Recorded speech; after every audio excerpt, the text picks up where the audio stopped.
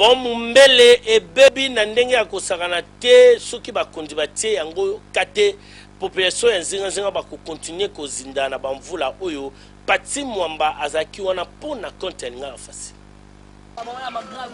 Depuis 1976, Nepon oyo basalaka yango po esungaka population awa na quartier Mombele, avenue pe ozomona babenga yango avenue Mombele. Mais état ekomele kamwisi biso parce que po ya manzanza na kate sali litusu population pona bakatisa koto bazo obligé fo basotaka risque ezalaka makasi pona bana mikie.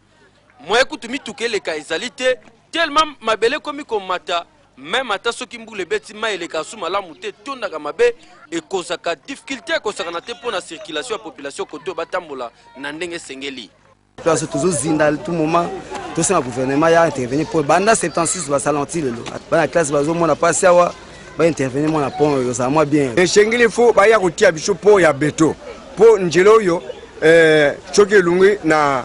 yolo medical directement na kianja to shengine na gouvernement yako chacha biso to jana mpasha wa boy to no yo elongwa to shengine ba konyi boyo kotala po oyo ba bokona ba meni yanto mbule beraki ale po etondi moto akodi le kono na po ale sera sur oyo yo kono bokona ino hôpital to senge binu boyo boyo kotala po oyo bo bongisa po bo lungi ngongolo yo bote abisa ta beto eloko ka bazo senga na bakonzi ba bongisela bango pont oyo pepo na bato basepela kosunga neti ba député mitema malamu baya pe kosunga bango basala bango ta passerelle ya malonga parce que on bazomona awa et l'équipe passe mingi terrible.